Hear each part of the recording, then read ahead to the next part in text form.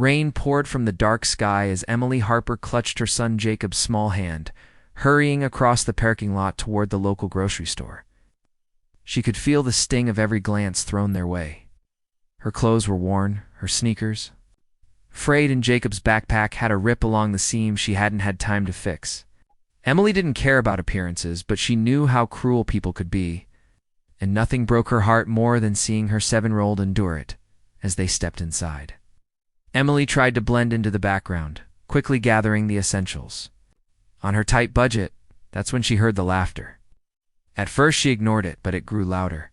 When she turned around, she saw 3 women from the neighborhood, perfectly made up and smug, whispering and giggling behind their manicured hands. "Is she wearing that again?" One of them sneered loud enough for Emily to hear. No wonder her kid's always quiet. Poor boy's probably embarrassed to be seen with her. Jacob's small shoulders slumped as the words hit him. Emily felt her blood boil, but she kept her cool, gently tugging Jacob forward. The last thing she wanted was to cause a scene. She'd had enough battles in her life, first in the Marines, then raising her son alone after her husband walked out.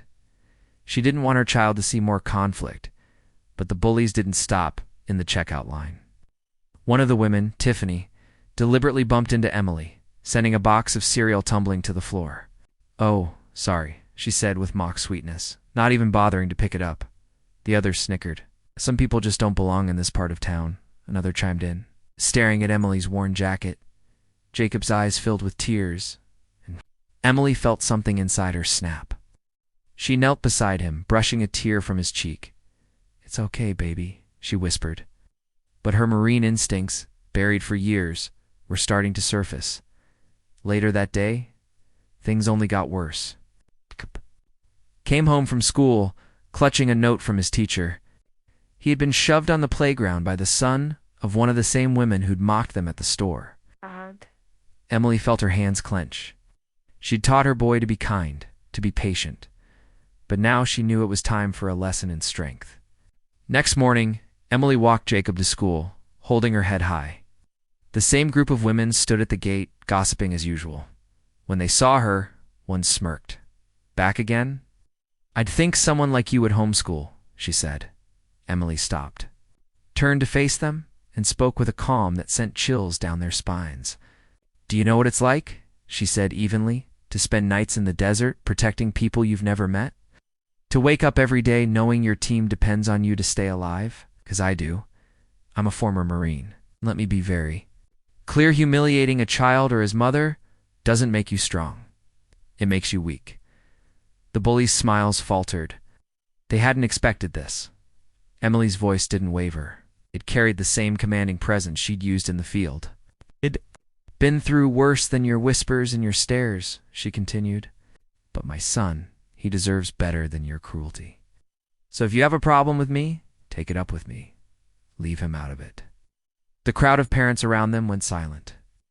For the first time, the women looked embarrassed. Tiffany muttered something about needing to go and hurried off with her friends trailing behind. Jacob looked up at his mother, awe in his eyes.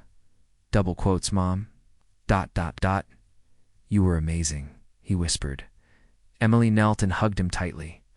"Being strong doesn't mean fighting, Jacob. Means standing tall when others try to tear you down." Word spread quickly around town. People who had once turned a blind eye to the bullying now stepped in to defend Emily and Jacob. Teachers began paying closer attention at school, and the women who had mocked her avoided eye contact. Weeks later, Emily attended Jacob's school assembly. He had been chosen to give a speech about courage. Standing proudly on the stage, Jacob's voice rang clear. "Courage isn't about being the biggest or the loudest," he said, glancing at his mom in the audience. "It's about doing the right thing even when it's hard." My mom taught me that." Tears welled in Emily's eyes as the audience applauded. In that moment, she realized something powerful. She hadn't just stood up for herself. She had shown her son that no matter how others tried to bring them down, they could rise higher. And as for the bullies, they learned the hard way that appearances can be deceiving. Behind Emily's quiet strength was a warrior's heart, and no one would ever humiliate her or her son again. The story of Emily Harper became an unspoken reminder in the community. Treat everyone with respect, because you never know the battles they fought to stand where they are today.